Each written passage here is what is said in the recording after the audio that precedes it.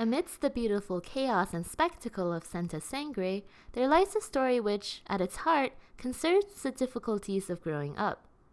As we transition from our childhood into adulthood, we are expected to gain freedom, but this process is rarely straightforward, and we're prone to getting caught up in all sorts of psychological entanglements. As a magician, Fenix's gig is the ultimate miracle of the transformation of death into life.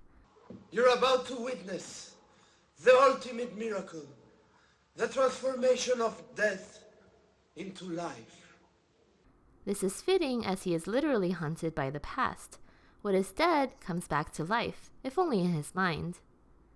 The story kicks off as Fenix accidentally witnesses his parents having sex. His mother's scream of pleasure coincides with the elephant's scream of pain.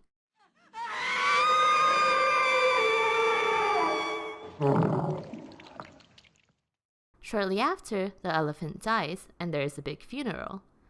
The elephant is symbolic of Fenix's innocence and childhood, which gets destroyed as he becomes aware of his father's affair. This connection is solidified later on in the film when Fenix takes the elephant's place.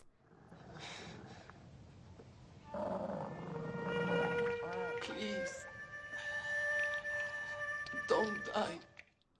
Don't die, he laments to the elephant, signifying his desire to return to his childhood, to a state of innocence, but this, of course, is impossible.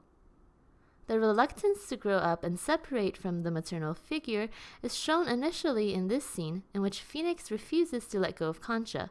The father, of course, has had enough of this and tattoos an eagle onto Fenix's chest that matches his own, as a sort of rite of passage. He wants Fenix to become a man, and more importantly, a man like him. His prayers are answered as later on in the film, Fenix dresses and acts like his father as he becomes interested in this woman. It's quite tragic because, through the trauma of his childhood, sex and violence have become inextricably linked, and he has no idea how to sexually express himself other than tie the woman up on a wheel and throw knives. To make matters worse, young Fenix only sees very negative reactions towards sex from his mother, which makes sense to the audience because her husband's having an affair, but a child might mistakenly learn that all sex is wrong. So, having internalized this maternal voice, Fenix constantly feels guilty towards his own sexual desires. Act 1 ends when, spoiler, Fenix's parents die and he's left alone to determine his identity. He fails and ends up in some sort of catatonic state until a chance encounter with the tattooed woman unleashes all of his memories. Instead of staying at the rehabilitation center, he escapes and follows Mother, which really is not growth at all, but a regression to the past. Mother ends up being extremely domineering and verbally abusive, and Fenix literally has to do her dirty work, like slaughter the tattooed woman. He is busy acting out her wants so that he doesn't have to figure out what it is that he wants. We know that Mother isn't really there, and it's all in Fenix's mind. Her disembodied voice is really the voice of Fenix's superego, that often ridiculing voice inside our heads that tells us when we're doing something wrong. Of course, it's possible to have a healthy superego, but consider yourself lucky. Fenix's voice tells him he's worthless. Without me, you are nothing. It's a voice that Norman Bates would be familiar with. Or do I have to tell her because you don't have the guts? Huh, boy? You have the guts, boy? Shut up! Shut up! Interestingly, both Norman's house and Fenix's contain 3 floors, representing the Freudian levels of our conscious, with the mother sitting at the very top. It's worth noting that the real Concha does not say these things to her son, but her negligence speaks volumes, preferring to focus on her husband's affair rather than pay any attention to the effect it's having on Fenix. I think the limits of parenthood is shown beautifully in this scene, in which Fenix looks up in wonder as his mother is raised to the skies, but also watches in horror as she falls. It's a very human reaction, but damaging nonetheless, and the dent she leaves in his self-esteem can be easily seen through his desire to become an invisible man. In the latter half of the film, Fenix tries to escape his mother by starting a relationship with a strong woman who he hopes would break his arms. Please.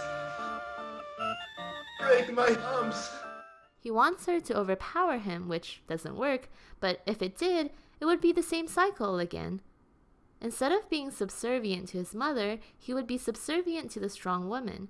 And we see so much of this in life. Someone who's desperate to escape the influence of one parent ends up in a relationship with someone just like them. In a way, this happens because it's the only thing we've ever known. We learn about love through our parents. The person who finally breaks the cycle is Alma, the tightrope artist, which is one of the more mysterious aspects of the film.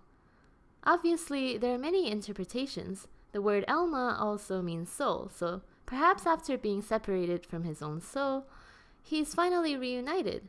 Or perhaps it's because she's the only woman who doesn't demand anything from him. Mother demands that he kills others, the schoolgirl wants to start a show with him, and the strong woman wants liquor. Alma, on the other hand, doesn't seem to want anything, and her silence is perhaps therapeutic. After severing his mother's ghostly grip on his mind, he's free to be himself, but with freedom comes responsibility and accountability. And perhaps that's a privilege of adulthood. My hands. My hands. My hands. Thank you for watching.